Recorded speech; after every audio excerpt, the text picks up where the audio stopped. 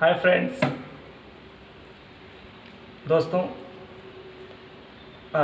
आज जो वीडियो बनाने का कारण है वो एक अलग सा कारण है। दोस्तों, पिछले साल से जैसा कि आप सब लोगों को पता है कि हम लोग एक एरा ऑफ कन्फ्यूज़न में जी रहे हैं। कन्फ्यूजन मीन्स कि हमारे दिमाग में कुछ कन्फ्यूजन्स हैं, एक डर है कोरोना को लेकर। जैसा कि आप सब जानते हैं कैसा लोग कहते हैं और हम टीवी पर और कई प्रचार माध्यमों के माध्यम से देख रहे हैं कि कोरोना चाइना से आया और ये लोगों में फैलता है संक्रमण से, और इसके कुछ उपाय भी सुझाए जा रहे हैं, जैसे मास्क लगाएं, वैक्सीनेट करवाएं अपने आप को, और ये करवाना भी चाहिए। पर दोस्तों, कुछ ऐसे सवाल मेरे मन मस्तिष्क में हैं जो उठ रहे हैं और ये चाहते हैं कि इनका आंसर मिले। कोशिश में भी बहुत की कि आंसर मिले। पिछली बार कोरोना आया तो कई वैज्ञानिक ने और वैक्सीनेशन करने वाली कंपनियों ने कहा कि हमें सोशल डिस्टेंसिंग रखनी चाहिए 2 गज की और मास्क लगाना चाहिए, इससे खतरा कम होता है। ठीक है, हमने माना। कई लोगों पर और कई संस्थाओं पर कार्रवाई भी हुई, जैसे मरकज़ वगैरह कि हज़ारों की संख्या में लोग वहाँ इकट्ठा हुए, उन्होंने स्प्रेड किया, इसको और फैला दिया। कई प्रचार माध्यमों में चला, हमने उसको माना कि हो सकता है सोशल डिस्टेंसिंग न रखने की वजह से और केयरलेस होकर मास्क न लगाने की वजह से फैलता हो। पर अब की बार फिर हमने बीच में लापरवाही बरती और कोरोना फिर से रिटर्न होकर आया। ऐसा सभी लोग भी कह रहे हैं, डॉक्टर्स कह रहे हैं, वैक्सीनेशन बनाने वाली कंपनियां कह रही हैं और नेता कह रहे हैं, और कई जाने माने विशेषज्ञ ऐसा कह रहे हैं कि ये अब की बार जो कोरोना आया है वो पहले से भी ज़्यादा घातक है, पूरी दुनिया को प्रभावित कर रहा है। यूरोप में कई मौतें हो रही है, यहाँ भी कई मौतें हो रही है।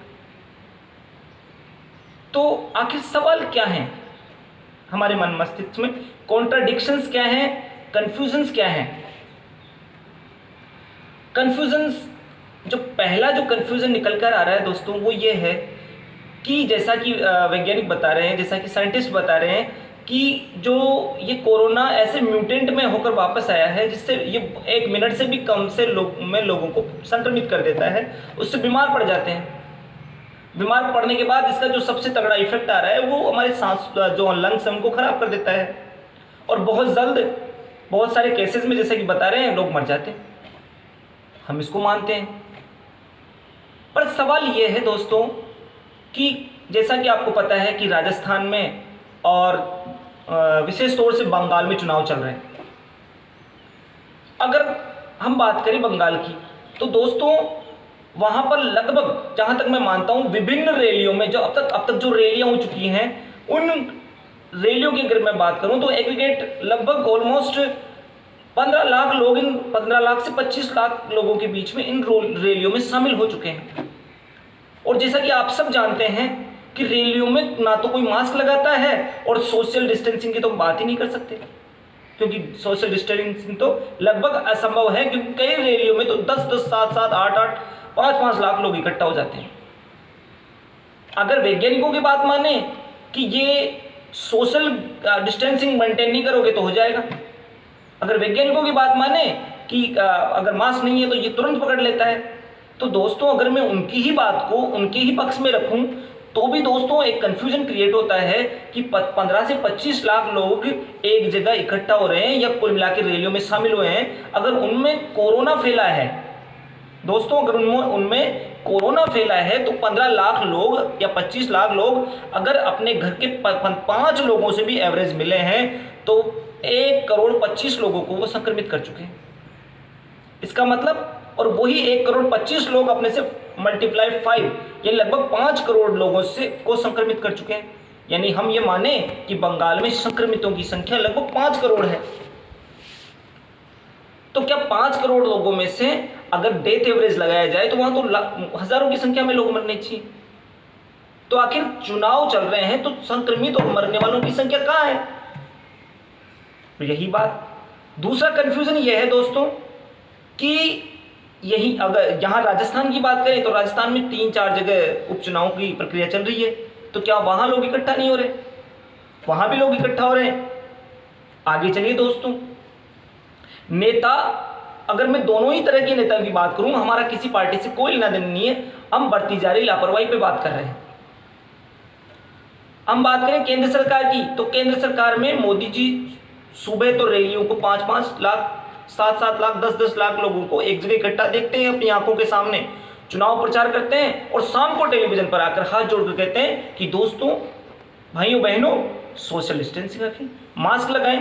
तो दोस्तों, जब उनकी आंखों के सामने ही 10 लाख लोग इकट्ठा हो रहे हैं बिना सोशल डिस्टेंसिंग के, बिना मास्क के, और कोरोना फैला रहे हैं, तो वही मोदी जी शाम को आकर ये हमसे निवेदन कर रहे हैं कि दोस्तों सोशल डिस्टेंसिंग रखें, मास्क लगाएं। तो क्या कंफ्यूजन है? क्या इस पर ये लापरवाही का संकेत नहीं? आगे चलिए राजस्थान की बात।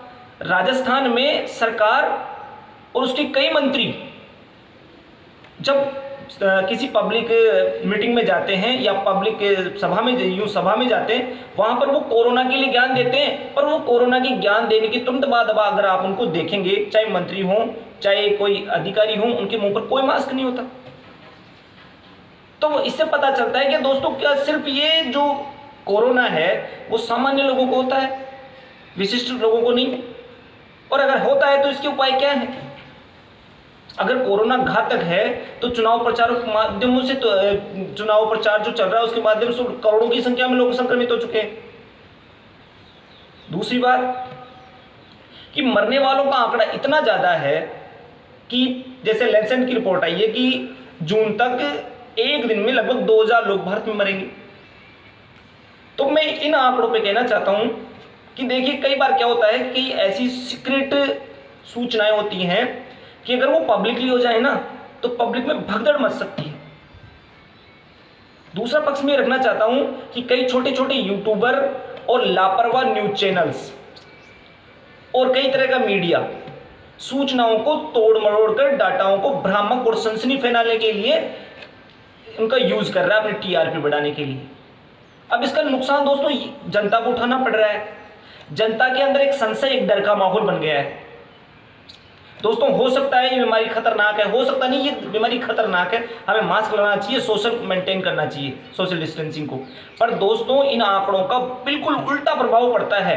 भ्रामक तरीके से पेश किए गए आंकड़ों से बहुत ज्यादा हानि होती है। हो सकता है दोस्तों, इससे लोगों में डर बैठ जाए, लोग माइग्रेट करने लग जाए सिटियों से, फिर भयावह स्थिति पैदा हो जाए और खाने पीने की जो चीजें हैं उनका स्टोरेज होने लग जाए। तो दोस्तों, मेरा सरकार से, चाहे वो केंद्र की हो, राज्य सरकार हो, हाथ जोड़कर निवेदन है कि अपनी कथनी और करनी में अंतर ना करें। दूसरा, कई लोग आरोप लगा रहे हैं कि मीडिया को बढ़ा चढ़ाकर आंकड़ा पेश करने के लिए जो वैक्सीनेशन कंपनियां हैं प्लस डॉक्टर्स की लॉबी है, ये काम कर रही है और लोगों को डरा रहे हैं। तो दोस्तों, इस पे भी सरकार देखे कि क्या ऐसा है, और अगर ऐसा है तो ऐसे न्यूज चैनल्स को दंडित किया जाना चाहिए।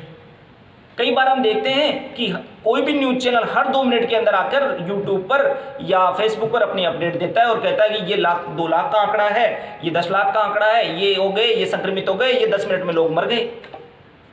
तो दोस्तों, आंकड़े जारी होने चाहिए, रोज होने चाहिए, और इन आंकड़ों को सरकार अपने स्तर पर न्यूज चैनल्स पर पाबंदी लगाएं। केवल उन्हीं न्यूज चैनल्स को इजाजत होनी चाहिए जो ऑथोराइज तरीके से अपने बड़ी संजीदगी से, बिना सेंसेशन के अपने आंकड़े प्रस्तुत करते हैं।